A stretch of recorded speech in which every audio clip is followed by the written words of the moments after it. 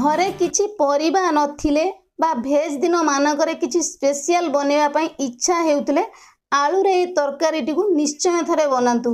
कंचा आलू सुखा बेसर से गरम भात हेउ कि पखाळ रुटी हेउ कि परोटा सबुथिरे जमी जीव आज रे सुंदर रेसिपीटी। नमस्कार मामा किचन ओडिया को आपण मानक अनेक अनेक स्वागत। आलू रे स्वादिष्ट रेसिपी पई प्रथम आमे मसला बनेबा। एई मु नै आइची 2 बड़ चम्मच सोरिष। ए सोरिषटारे बास्नाटा अधिका हुए तो आपण माने जदि चाहुचंदी येलो सोरिष मध्य नै परिबे। एबे आमे देई दबा 1 चम्मच जीरा। तापर एबे आमे देई दबा 15 पाखुड़ा रसुण। रसुण टिके अधिका देले ए रेसिपीटा खाया पे अधिक स्वादिया लागिबो। तापर एबे आमे देई दबा राग आपण माने केतिकी खाउचंदी सेही हिसाब पर आपण माने राग को कम बेसी करी देई परिबे। 4टी सुखिला लंका एठी एबे देई दबा। तरकारी टे राग रहिले खाया पे अधिक स्वादिया लागिबो। जदि आपण माने राग कम खाउचंदी 2टी सुखिला लंका मध्य देई परिबे। एबे आमे कोन करबा ना मसला बाटिबा पई पानी देई दबा। मसला को आमे चिकन करी बाटी के नै आसीबा। मसला टेठी हमर चिकन हे कि बाटी आछि। मसला आमे फास्ट बाटले काहे कि मसलाटा संगे संगे बाटी के देले पिता लागिबो। मसलाटा बाटी के यदि आमे 15 मिनिट 20 मिनिट छाडी दबा मसलार फ्लेवरटा बहुत बढ़िया आसीबो सोरिष मसला रे हमर। तो सेही टाइम भितरे एठी मु 6टी आलू को भलो भाबरे धोई कि चोपा छड़े कि पानी रे पकई देइथिली। कळा पड़िबोनी आलू हमर। एबे आमे आलू को काटिबा। आपणकर जेमिति मन पसंद हबो आपण माने सेही प्रोसेस रे आलू टिकी काटी परिबे। रिंग पीस करी काटले कोन हबो ना देखिबा पई अधिक सुंदर देखा जिवो। तेनु करी काटिबा शेप जेमिति पसंद आपण मानकु आपण माने सेमिति ही काटिबे। एठी एबे कोन करबा ना मु गोटी आलू नै आइछि। आलू के एबे कोन करबा ना मझिरु भलो भाबरे धरि कि छुरी रे आमे काटी नै जिबा। पनिक हेउ बा छुरी हेउ जोउथरे आपण मानकु सुविधा हबो काटिबा पई आपण माने काटी परिबे। आलूटा टिके बड़ पीस करी काटले कोन हबो ना आलूटा सिझिला परे अधिका घांटी हबनी। तेनु करी आलू पीस टिके आमे बड़ करी कि काटिबा। सबु दिन जदि पनी परिबा तरकारी खाई खाई भलो लागुनी ताहाले आलू रे एई रेसिपीटा को निहाती भाबरे बनै कि थरे खाइबे बहुत बढ़िया लागिबो। आलू को आमे भाजीबानी कि मसला को कसीबानी ताहा पर भी एते स्वादिष्ट रेसिपीटे बनिबो जे आलू को नै आपण माने विश्वास मध्य करि परिबेनी। थरे बनेला परे ही जानि परिबे। से सेम प्रोसेस रे सबु आलू को आमे काटी के रेडी कर नै जिबा।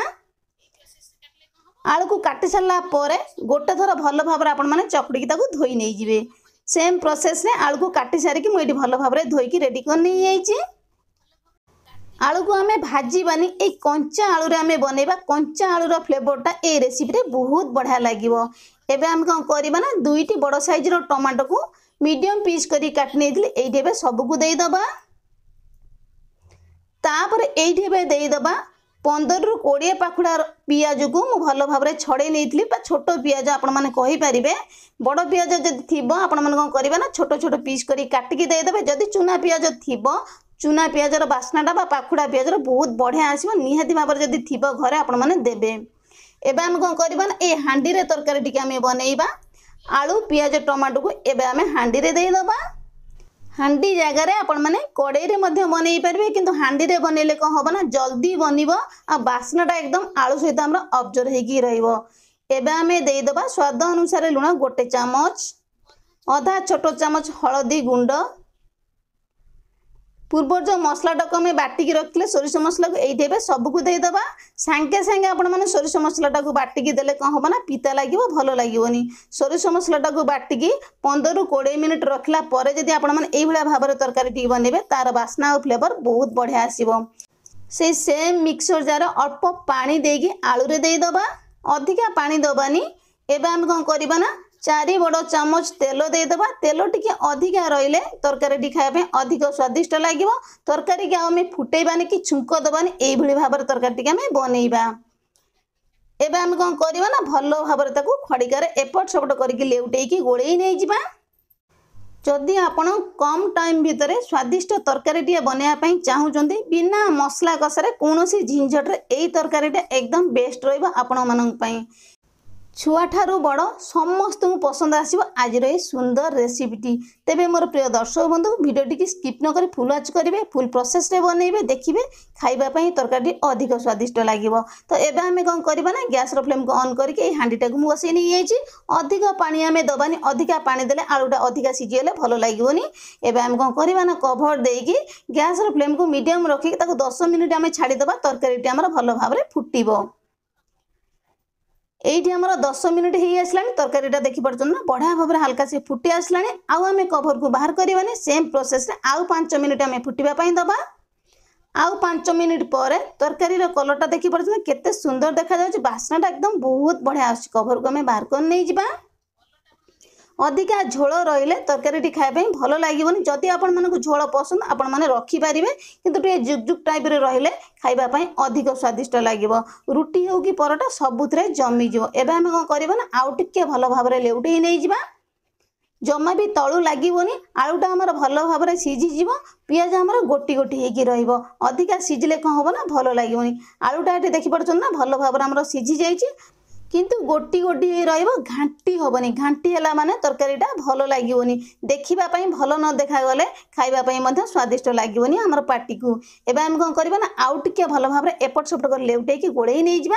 एकदम जुगजुग टाइप रे रहिबो, आलू सहित हमर मसलाटा लागि कि रहिबो, खाइबा पई अधिक स्वादिष्ट लागिबो। एइठी कोन करबा ना भल भाबरे आउ टिके आमे एपट सपट कर लेउटै कि गोळेई नै जिबा।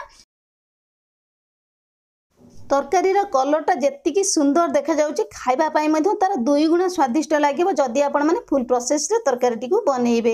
आउ टिके आमे भल भाबरे एपट सपट कर लेउटै नै गेला परे आउ 3 रु 4 मिनिट आमे ताऊ छाडी दबा। गैस रो फ्लेम को आमे लो ही रखिबा। 3 रु 4 मिनिट परे मसलाटा देखि पड़छन एकदम आलू सहित हमर लागि लागि अछि। एई भलिया भाबरे आपण मान तरकारीटी की बनइबे।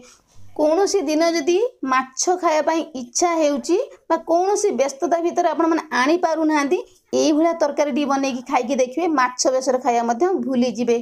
तरकारी एठी हमर हेई गलानी। गैस रो फ्लेम को हमें ऑफ कर दबा। सांगे सांगे गरमा गरम तरकारी के हमें बाढ़ी दबा। देखिबा पई जेतिकी सुंदर देखा जाउची ना खाइबा पई सेतिकी स्वादिया लागिवो, बास्ना रे एकदम भरपूर।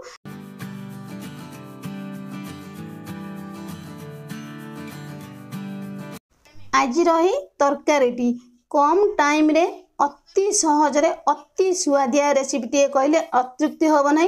ना आम मसला को कषिबा, ना आम आलू को भाजिबा, तापर ये भाया स्वादिष्ट रेसिपीटी। आलू भी भांगीबनी, पियाज जमा भी घांटी हेबनी, बहुत बढ़िया लगे। आज ये सुंदर रेसिपीटी ये भाया रेसिपीटी जदि घरे थरे बनइबे, देखिए माछ बेसर आपण माने खाइबा भूली जिवे। तेबे मोर प्रिय दर्शक बंधु वीडियोटी की स्किप न करी फुल वाच करेंगे, फुल प्रोसेस रे बनइबे, खाइबे और समस्त खुआइबे।